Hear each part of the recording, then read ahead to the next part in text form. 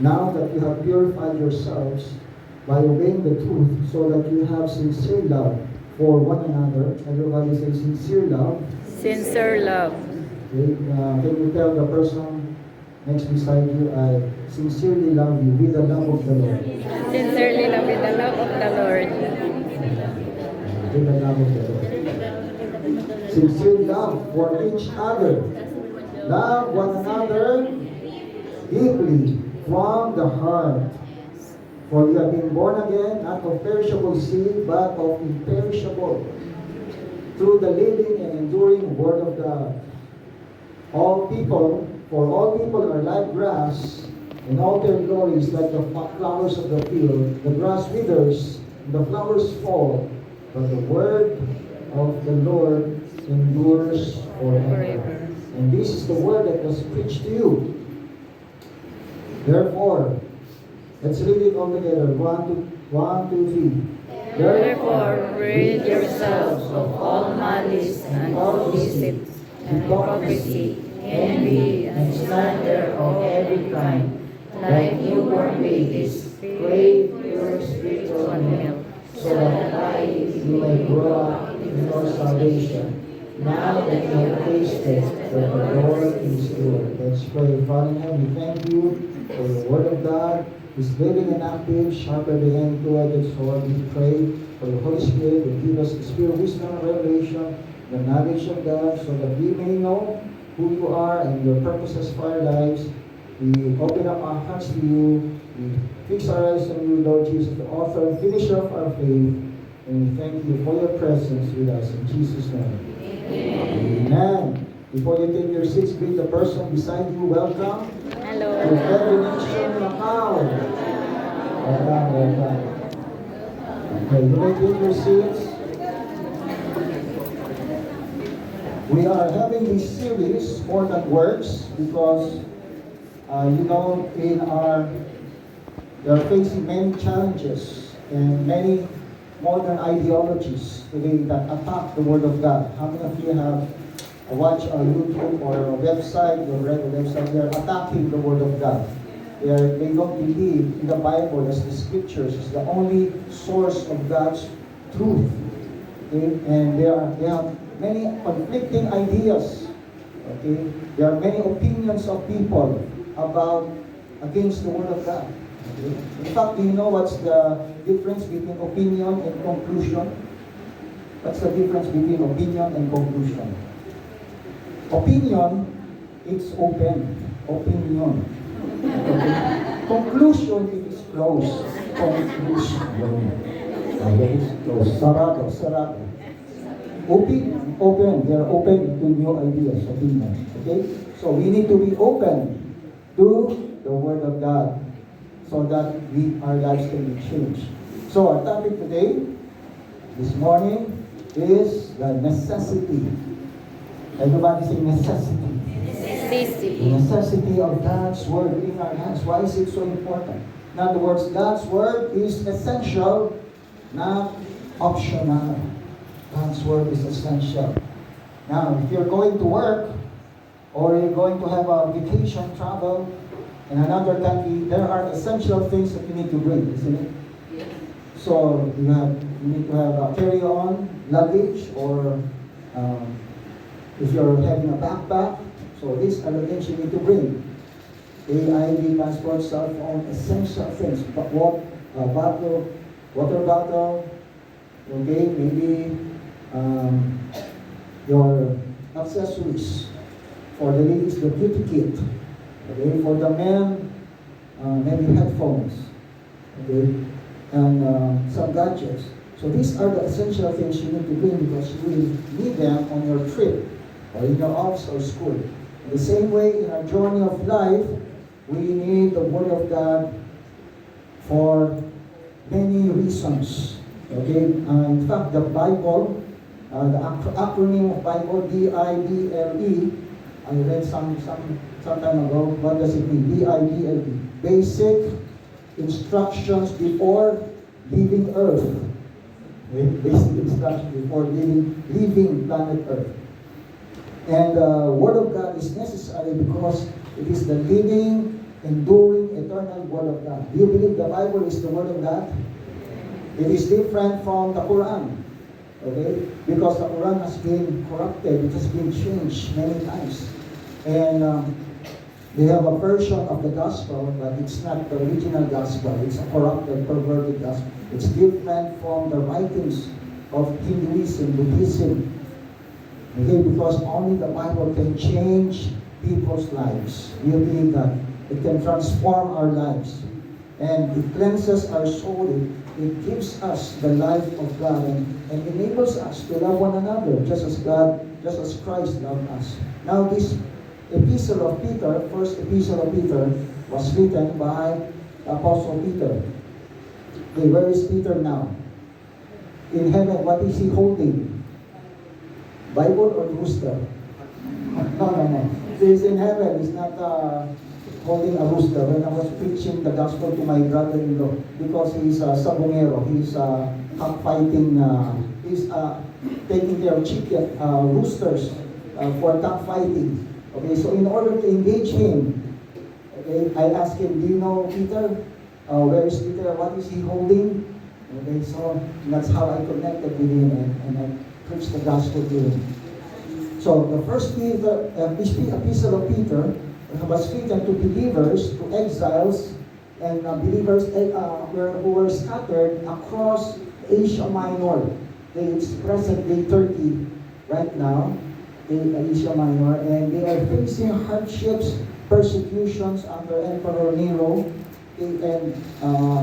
and so they needed encouragement. They need to be reminded of their identity. They are a chosen generation, a holy nation, a people belonging to God. And you need to live holy just as God who called you is holy. So he reminded them of the calling of God in their lives and he encouraged them to focus their hope on the Lord Jesus Christ. And so this is a letter of encouragement to the believers back then, around 62 to 64 AD, and also as well to us. It's applicable to us today. And now, how are we sure that the Bible we're reading is the same Bible that they read 2,000 years ago, or in the Old Testament 4,000, 6,000 years ago? Now, in terms of New Testament manuscripts, we can be sure and that it is so reliable because there are more than 5,000 Greek New Testament manuscripts, either in fragments or copied in total. The whole New Testament copied, cataloged, they have been cataloged. And some of them are nearly entire Bibles copied. And as well, and more than that, more than 36,000 quotations. And so, in total, of 23,000 New Testament manuscripts, and that's why we are sure that the Bible we have now is the same Bible they are using, and also the Old Testament. It was validated by the Dead Sea Scrolls, the discovery of the Dead Sea Scrolls. Are you aware of that? Have you heard about the Dead Sea Scrolls? It was discovered in 1947, and so it validates the Old Testament, the views is the same they're using now. Now here, I just want to show you some photos of the earliest manuscripts of 1 Peter. This is how it appears. This is Papyrus 72, the earliest known manuscript. 1 Peter, 2 Peter, and Jude. And it's roughly 3rd to 4th century AD. So it's written in capital Greek letters. Okay, and discovered around that time, 3rd to 4th century AD. And then this is another manuscript. It's a fragment, the damaged parchment that is discovered in Egypt around 250 to 400 AD, and it preserves 1 Peter chapter 5. Okay, and it suggests that it's a part of a very large book or codex. Now, the earliest known Christian manuscript that dates back to the 3rd century was auctioned for more than $3 million, $3.9 million in London 2 years ago. Okay, it's a complete text of First Peter, the books of First Peter and Jonah. Okay, and so that's why if you have your Bibles, you preserve it because 1,000 years later it will be very expensive. Okay, $3.9 million. $3.9 million. Now, there's a Lifeway research in the U.S. a study in 2024 that Americans image the reputation of Christians in America is in decline. In fact, only 53% agree that most Americans have a positive perception of Christians, while a greater 69% agree people's perceptions of Christians in the U.S. are getting worse. Okay, that's alarming. Okay, so nearly 7 in 10, they have a negative perception of believers. Why is that? Because their behavior is not matching, it's not in alignment with their beliefs. Okay, it's inconsistent with their behavior. Their beliefs are inconsistent with their behavior, and that's the reason why we need to read, we need to study here, and apply and practice the Word of God, so that other people, okay, will see that we are truly followers of Christ. And in our lives, we will be like salt and light in this earth, as Jesus told us in the Gospels. Now, the question is, why is the Bible, the Word of God, a necessity for our lives? Why is it essential? The title today is God's Word is essential, not optional. So, first reason, the Word of God is necessary for our salvation. How many of you are glad you are saved? 1 Peter 2:23. Since you have been born again, how many of you are born again? Amen. Not born against. Okay, born again, not of perishable seed, but of imperishable, through the living and abiding or enduring Word of God. So the message of salvation, we can read that only from the Word of God. Okay, not from any other religious book. The Gospels, the Epistles, and it's foreshadowed in the Old Testament. It is introduced in the Old Testament. Abraham believed God, okay, and it was credited to him as righteousness. So the salvation by grace through faith is already, the idea is already introduced in the Old Testament, and it's realized, fully realized in the Gospels, in the New Testament. Now, how does the Word of God produce salvation? It says there, through the imperishable seed, incorruptible, indestructible, living Word of God. And we are born again through the Word of God. When we hear the message, the gospel, we are given faith and we are given new life. Okay, our dead life, our corrupted, sinful nature is awakened, quickened, and given life. Okay, remember Adam and Eve? They were in the garden, but the devil, the serpent, the snake, tempted them. Okay, if Adam was a Chinese, okay, what would he do to the snake? He would chop it and kill it. Okay? But Adam and Eve, and they were tempted, and they ate the fruit from the knowledge of good and evil. And so because of that sinful nature, our nature has been corrupted, and throughout the ages, and that's why we have many crimes, evil, rampant corruption in the world today. And so there's a spiritual awakening, a spiritual revival, a renewal that happens when we receive the Word of God. That's why we should not be ashamed of the gospel of Christ. Why? Because it's the power of God for salvation for everyone who believes. Everyone, for the Chinese, Macanese, Portuguese, Filipino, Nepali, all people, Indian, every race on earth. Everyone who believes. For the Jew first and for the Greek or Gentiles. Why? Because in it we know the righteousness of God that is revealed from faith to faith, not by works. We receive righteousness from God by faith, not by our good works. Because good works are not enough. And just as it is written, the just shall be by faith. And that's what Martin Luther discovered in Germany. When he was a Catholic monk, he was begging God on his knees. But when he read this verse in Romans, he had a revelation, a light dawned on him, that the righteous, the just, will live by faith, not by works. And that's why he started the Protestant Reformation. He posted on the Cathedral of Wittenberg his 95 Theses that documents, lists all the unbiblical teachings of the church. So we're glad for that.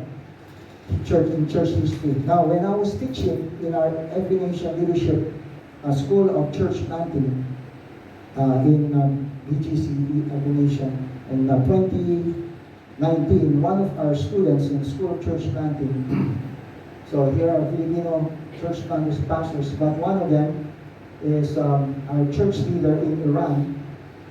Okay, 1 year with a long beard. Okay, and he married a Filipina.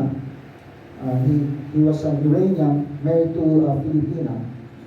And so one day, Dr. Teotico, a doctor who goes to Victory Makati, saw him on a business office lobby and gave him a Bible.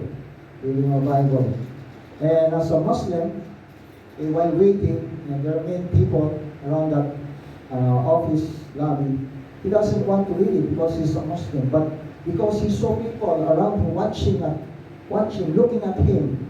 Okay, he thought to himself, if I don't read this book, they might think I don't know how to read. So, I might as well read it. Okay? So, and when he began reading Genesis 1, he started with Genesis 1. Okay? He trembled inside, something inside him was awakened and trembled inside. And he was moved, he was interested, he was curious to read from Old Testament to New Testament. Okay, every day. And so, in short, the Lord saved him, and his habit of smoking was cut off. He was delivered from smoking instantly. Praise God. A week has passed, and he forgot to smoke. Okay, because there's smoke in hell. Okay, so he quit smoking.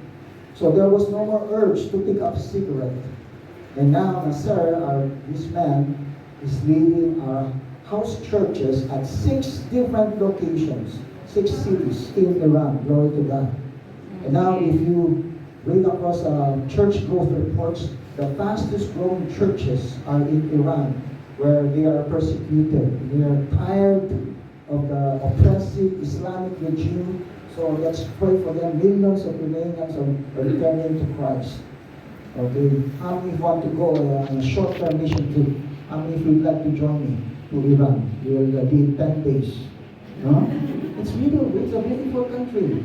Okay? Better than Hafsa Beach. Okay, there are many beaches here. The Caspian Sea, Persian Gulf, Gulf of Oman, Iran. That's in the Bible times it's called the nation of Persia. Remember Esther? Okay, the Miss Universe that time, so on. So that's Persia. Okay. Now, okay, the second reason, the Word of God is necessary for our sanctification. 1 Peter 1:22. Now that you have purified yourselves by obeying the truth. So we purify ourselves by obeying the truth of God's Word. Now, what is sanctification? Sanctification is the progressive, continuous process of being set apart and made holy through obedience to the truth found in God's Word. So as we continue daily read and obey God's Word, we are being changed. We are being made to be like our Lord Jesus. Sanctification. So it's a process of being purified by the living Word of God. And obedience, that word obedience, it means to obey on the basis of having paid attention to. Okay? And so as we pay attention, we not just read, but we meditate, we study, Okay, we research, we dig deeply, we read closely on the Word of God, then it enters and penetrates our minds, our heart and soul, and we are saved. And so the living, the Word of God, the life of God, the love of God, the grace of God penetrates our hearts and minds. And that's why we're able to show sincere love to one another. A genuine, sincere love. Now, how many of you here remember St. Valentine's yesterday? Okay, you greet one another with Happy Valentine's. Okay, okay, Happy Valentine's Day. Okay. MJ, do you still have those roses? You have a sample? A sample talaga? Okay. Ayan. So, who is Saint Valentine? Do you know the original Saint Valentine? Okay, he's a 3rd century Roman saint and martyr because during his time, the 3rd century, Emperor Claudius II banned marriages for young men. Okay, imagine, Mark, you cannot marry if you're living that era because according to Emperor Claudius, in order to ensure better soldiers so that they will not be distracted and by their family or by their wives when they go to war, they must remain single. Okay, so he banned marriages for young men. But Saint Valentine, he performed marriages even though it's in secret for believers, for Christians. And so Valentine, it was discovered what he's doing. And so he was arrested, imprisoned, and executed on February 14, 269 or 270 AD for his Christian faith. Okay, so that's the story of Valentine. Okay? So, remember here, when you greet one another, say a happy Valentine's. That's the story behind it. Now, in the Amplified Version, since by your obedience to the truth you have purified yourselves for a sincere love to believers, see that you love one another from the heart. How? Always unselfishly seeking the best for one another. Okay, so how do we express love? By seeking the best. We're concerned. We show kindness. How would you want to receive love? Or how do you give love? By giving roses? By giving chocolates? Or by giving lychee? How many of you have received lychee envelope? Or lychee fruits?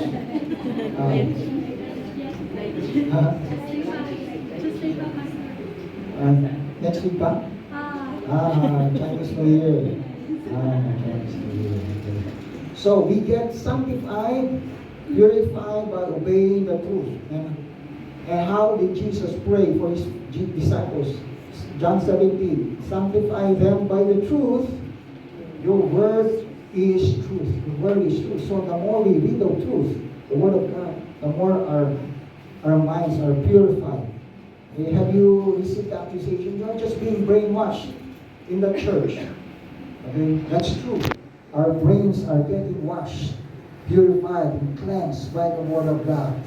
Okay, so that all our impure thoughts, negative thinking, are being cast away. So we are transformed, sanctified, purified by the truth of God's word.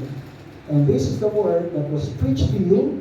So put away all malice and all deceit and hypocrisy and envy and all slander.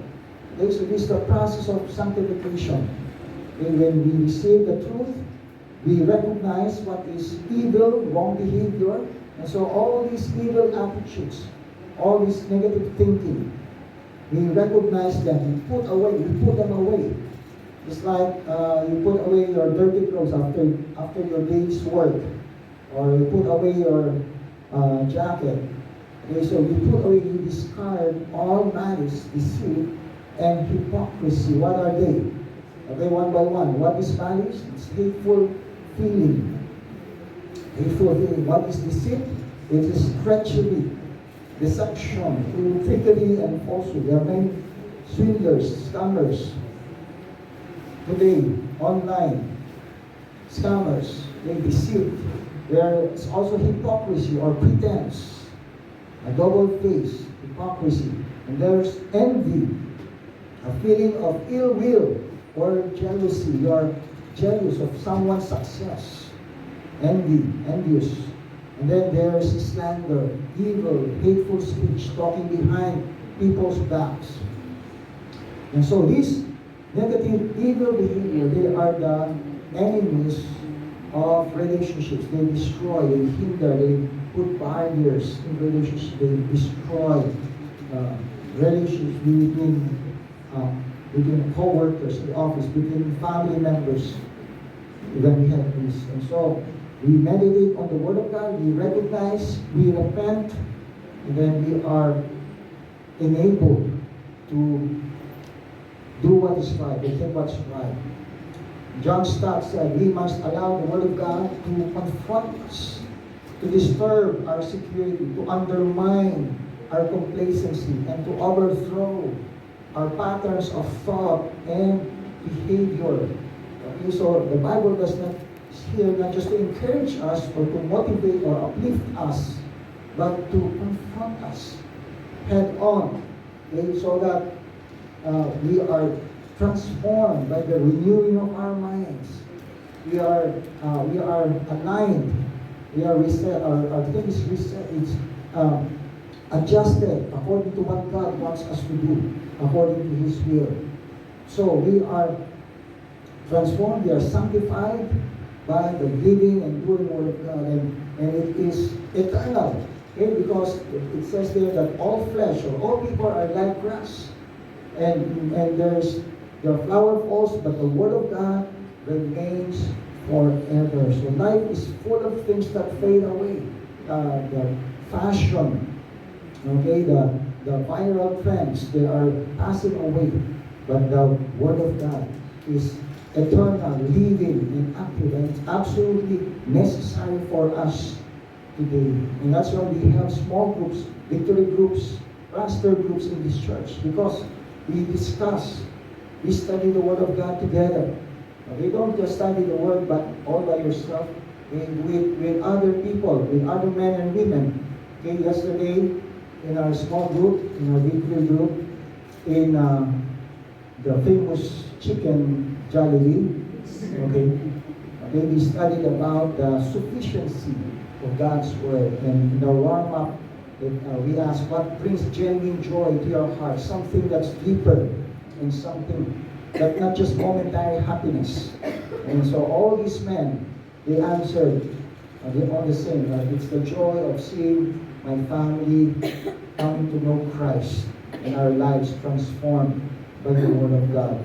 They are so thankful that they came to know Jesus, because if not, their marriages would have been broken apart, or they have been lost and drifting away. But they're so glad that they knew the Lord Jesus through the Word of God. And so the Word of God is essential for our salvation. It's necessary for our sanctification. Number 3, it is necessary, the Word of God is necessary for our spiritual growth. Our spiritual growth. How do we grow spiritually? Chapter 2, verse 2 and 3. Like newborn babies. Okay, so even though you're been a long time Christian, Peter exhorts us, like the attitude, like what's happening to newborn infants or babies. Crave, desire, long for, desire deeply, pure spiritual milk. The spiritual milk of the Word of God. So that by it you may grow up in your salvation. Not now that you have tasted that the Lord is good. So we are to intensely desire, crave, long for, just like you're craving for that egg tart or that yogurt. What's the name of that yogurt in Samalo? And there's a long line. The ice cream, all the different flavors. The gelato? Gelato. So yearning, craving for that. We are to yearn and crave, long for the pure the unadulterated, sincere one who takes refuge in Him. Taste and see. Taste here means to experience. And there's a focus on personal involvement. So just like you taste that ice cream or that spicy food. Okay, if you like spicy food, you taste and see that the Lord is good. He is kind, He is gracious, He is faithful. As we read the Word of God, even though we encounter problems and challenges, but when you read the Word, you taste and see, you are encouraged, and you receive the Word of God, the Rhema Word of God, and it spurs us to move towards maturity. We don't remain as babies in faith. Now, in the Bible, the scriptures is illustrated like as food. Okay? So here, it is likened, the analogy is like milk. Okay? But when our Lord Jesus was tempted by the devil in the wilderness, how many times was Jesus tempted? 3 times. In the desert, in the wilderness. So if you are really the Son of God, turn this Spanish bread into, turn these stones into bread. Turn these stones into bread. To a cheeseburger. Okay, turn these stones into bread. But what did Jesus, how did Jesus answer? But He answered, it is written, man shall not live by bread alone, but by every word that comes from the mouth of God. Now that word there is the Rhema Word of God. What is Rhema in Greek? Rhema is the spoken, specific Word of God. As you read the Logos is the written, objective truth of the Word of God, the Scriptures. But when we read the Word, there's a highlight, and the Holy Spirit will zoom in, and the Holy Spirit quickens something that you're reading. And it's called the Rhema. It's for you, for your specific situation that day, that time, for you alone. So that's the Rhema Word of God. But by every Rhema that comes from the mouth of God, it's the our daily bread, the Word, not the bread last week, but the Word today. So the Word of God is likened to bread, it's to milk, it's likened to meat for the mature in Hebrews 5, and it's also referred as honey, likened to honey. How sweet, Psalm 119, 103, the one of how sweet are your words to my taste, sweeter than honey to my mouth. How many of you use honey to sweeten your cereals or taho or oatmeal? Okay, you add, rather than sugar, you can add honey, sweeter than honey to my mouth. Through your precepts I get understanding. Therefore I hate every false way. Your word is a lamp to my feet and a light to my path. It's like a flashlight at night. It gives us guidance and honey. So in order for you to enjoy your Bible reading, it must be like honey. What is pure honey? Unadulterated, not mixed with corn syrup.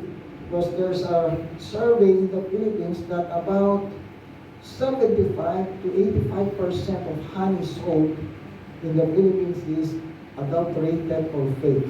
Yes. It consists of addition of sugar, syrup, or corn syrup. So beware, counterfeit honey. Okay? So you call your wife honey or sweetie, sweetheart. Okay? You smell like honey. Okay? So, the Bible or the Word of God is necessary for our spiritual growth so that we will know and will receive guidance from God, and our faith will be built up. Faith comes from hearing the Word of God, from hearing the Word of God. So, take home point, the living and abiding Word of God is essential are necessary for our salvation, sanctification, and spiritual growth. Let's read it all together. Ready, go. The living and abiding Word of God is essential for our salvation, sanctification, and spiritual growth. Do you believe that? Amen. Amen. So God's Word plays an essential role in giving us the knowledge of God, who God is. So we'll know who God is and what He wants us to do, and what His plan and purpose for our lives. And as we know the truth and hear the Word of God, we'll build up our faith and grow in our salvation. Now, how do we, as we understand God's Word is essential, let me bring you the applications. How do we study the Word of God? Okay, how do we digest it? How do we eat it? Pastor Hong preached last night, Saturday, and he gave a term, spiritual eating. So if you eat lunch, breakfast, lunch, dinner, you also have spiritual eating. You eat, digest the Word of God. Now, the Puritans, how many of you have heard about the Puritans? The Puritans were the 16th and 7th century Protestant religious reform movement in England, but they migrated to North America because of persecution they faced in England. Now, the Puritans believed that everyone needed to hear, to read, and study the Word of God. In fact, they placed a high value on education, that they established educational institutions in America. Harvard, they started Harvard University and Yale University to train preachers, to train pastors, missionaries, and promote biblical literacy. In fact, their motto, Veritas Christian et Ecclesia, Truth for Christ in the Church, Harvard's motto. Okay, and Lux et Veritas, Light and Truth, for Yale University. That's their motto. Okay, so how did the Puritans study? They studied and memorized Scripture. Okay, I saw this on YouTube, a video, and the Puritans were committed to regular, disciplined Bible reading, and they have a plan to read the Bible in 1 year, the whole Bible in 1 year, Genesis to Revelation, not just your favorite Bible books. Okay, and they help them understand Scripture in its proper context rather than isolated verses. And so these are their 5 habits for studying and memorizing the Bible. They read it slowly, and then they write down what they've read. They meditate on it. They teach it. They share it to others, and then they pray the Scriptures. Okay, for example, today what we read, 1 Peter 2. Okay, they read it slowly, chapter 1 and 2. They write down their notebook. Okay, one passage, maybe the highlight. Then they meditate and they ask, how can I apply it? How can I obey this word? Then they share it, they teach it, and then they pray. Lord, I pray that you will give me an attitude of like a newborn baby, so that I will be hungry and thirsty for your word. I will crave your pure spiritual milk, so that I will grow up in my salvation, because I know that you are good all the time. So that's how they pray. They personalize the word. Okay? And so as they do that, they continue to experience the goodness of God. And that's how they became so influential in the establishment of these educational institutions in colonial America, because they are committed to actively crave for pure spiritual milk of the Word. Praise God. Hallelujah. The Bible is more than words. The Bible is the Word of God, the Scripture, the living and abiding eternal Word of God. It is necessary for our salvation, sanctification, and spiritual growth. Thank you, Lord. Let's pray. Glory to God. And Father in heaven, we thank you that you are a God who spoke to us through your word. You created the universe.